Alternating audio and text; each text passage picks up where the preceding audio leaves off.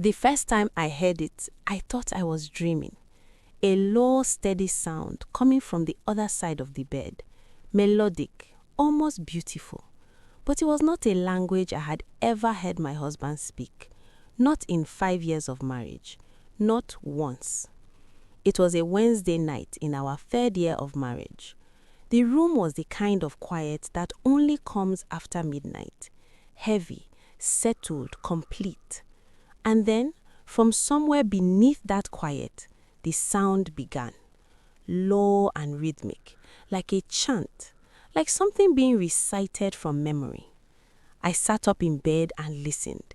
The sound was coming from Adrian, my husband, the man who struggled to remember the words to Happy Birthday, the man who said he could not carry a tune. He was singing fluently in a language I did not recognize. I reached out and touched his arm. He did not wake. I said his name, softly at first, then louder. He did not stop. The singing continued, steady and unbroken, as if my voice could not reach wherever he was. I did not sleep again that night. I lay beside him with my eyes open and listened to him sing until the sound stopped on its own, just before 3 a.m. He rolled over, pulled the blanket higher, and slept the rest of the night like a man with nothing on his mind. In the morning, I asked him about it. I said, "Adrian, you were singing in your sleep last night." He looked at me the way you look at someone who has said something slightly absurd. He said, "Mary, I don't even sing when I'm awake." And he laughed, and I almost laughed with him. It happened again 4 nights later. Same time, same sound, the same low, fluid melody in the same language I could not place. I recorded it on my phone this time, holding the screen toward him in the dark, hand steady, heart anything but. The next morning, I played the recording back with earphones in, sitting alone in the bathroom with the door locked.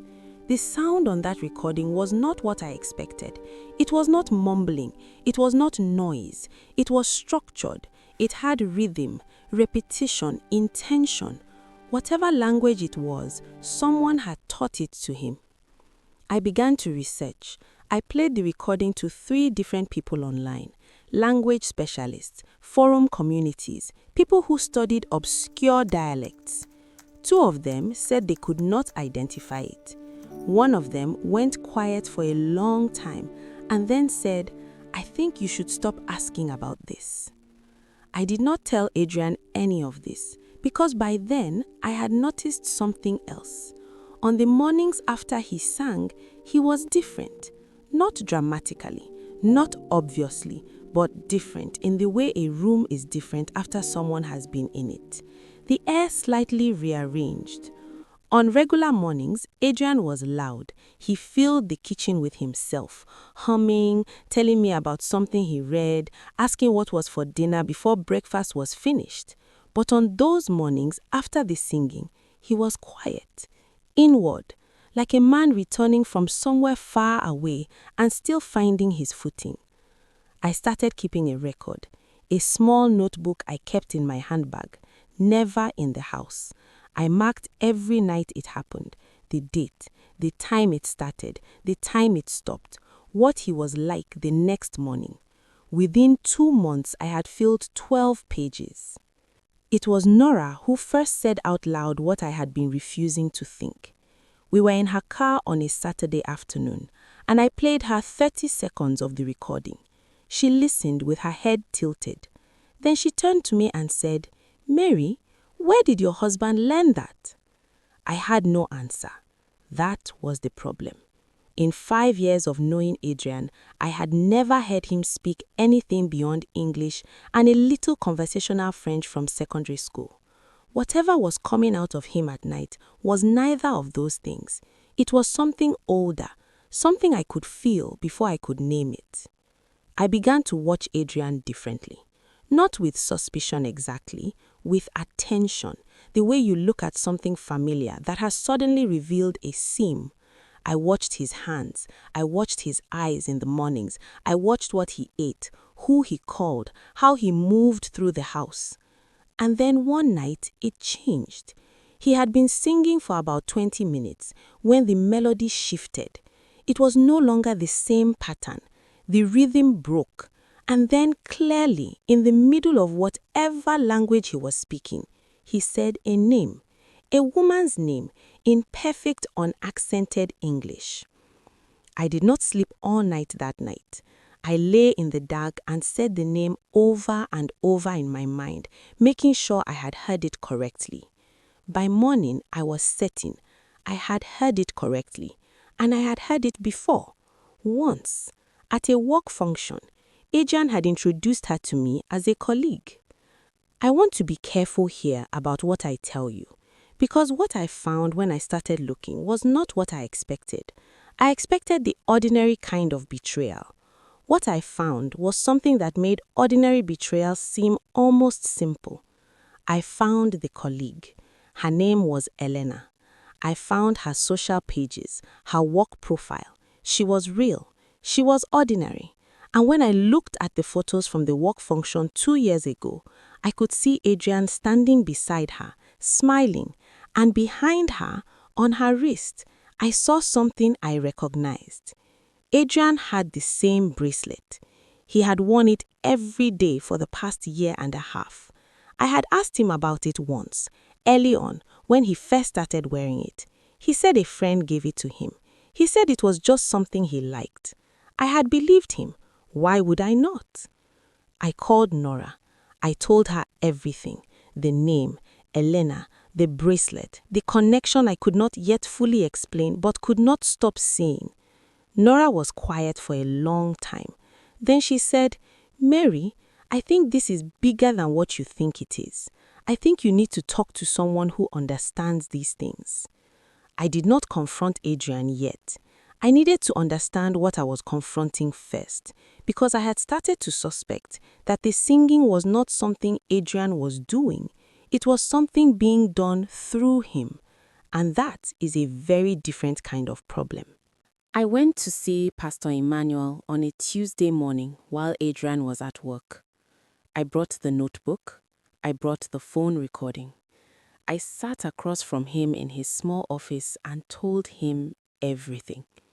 He did not look surprised. That, more than anything, was what unsettled me. He told me that what I was describing was not unheard of, that there are people who use the sleeping hours of another person, someone close to them, someone who trusts them, to establish a connection that the waking mind would never allow. He said the language was not Adrian's, it was a carrier, a signal. He asked about the bracelet. I had not mentioned it yet. I had been walking up to it. But he asked first. He said, "Is there an object, something given, something he wears or keeps close?" I put my notebook down and looked at him and said, yes. The bracelet had to go. Pastor Emmanuel was clear about that. But he said removing it was not enough. The connection had been built over time, and it would need to be properly broken. He said Adrian would need to be present. He said Adrian would need to know. I told Adrian that evening. I sat him down at the kitchen table, the same table where he had laughed at me months ago and said he did not even sing when he was awake. I put my phone on the table. I pressed play, and I watched his face as he heard himself sing. He did not say it was nothing. He did not laugh. He sat with his hands flat on the table and listened to himself sing in a language he did not know, and he went very, very still. And then he said, "Mary, I don't know what that is. I swear to you, I do not know what that is." I believed him, not because I am naive, but because I had watched him for months, every morning, every movement, every silence.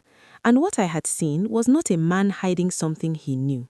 It was a man carrying something he didn't. We went to see Pastor Emmanuel together the following Saturday. Adrian brought the bracelet. He set it on the desk without being asked. Pastor Emmanuel looked at it for a long moment and then looked at Adrian and said, "Do you know who gave this to you?" Adrian said yes. Elena had given it to him at a work event 18 months earlier. She had said it was a gift from a trip abroad, a good luck charm. Adrian had liked it. He had worn it every day without thinking, without knowing that some things given with a specific intention carry that intention with them. What Pastor Emmanuel did that Saturday, I will not describe in full. I will only tell you that it was quiet, it was deliberate, and it took longer than I expected.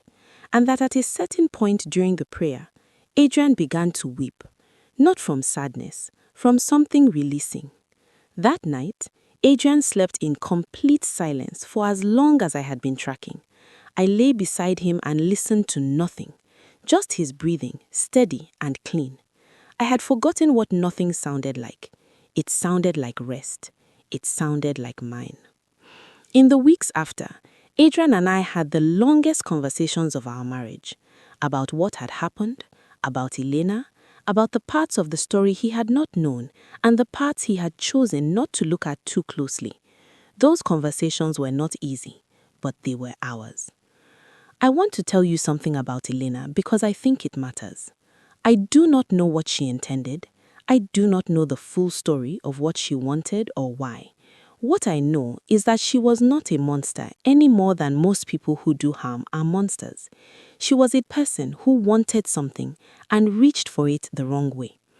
My marriage did not end. I want to say that plainly because I know what you might be expecting. We are still here.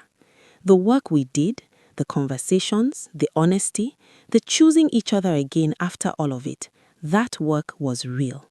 And what is built from real work is harder to break than what was there before.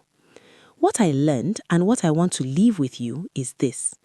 The body of someone you love can be used as a channel without their knowledge or consent. That is not a metaphor. That is something that happens. Pay attention to what changes in the people closest to you. Change is always communicating something. Second, do not dismiss what you cannot immediately explain, especially in a marriage, especially in a home. The things that happen in the hidden hours are still real. They leave marks, the way scratch marks leave marks on a clean floor. Third, know the people in your husband's life. Not obsessively, not with suspicion as your starting point, but know them, because the people allowed close always have access, and access is not neutral. Fourth, if your partner is behaving differently and cannot explain why, do not immediately turn it into a conflict about them. It may be something happening to them, not something they are doing. The difference matters. It determines whether you fight each other or fight together. Fifth, be careful what you allow into your home. Objects, people, habits, influences. A home is not just four walls. It is an atmosphere. And atmospheres can be shaped by what is brought into them deliberately or not. And sixth, the sleeping hours are not empty. What happens in the dark, in the quiet, while the conscious mind is resting, that is not nothing. It is where the most ungathered version of the people we love exists. Guard it, guard them, even from things you cannot see.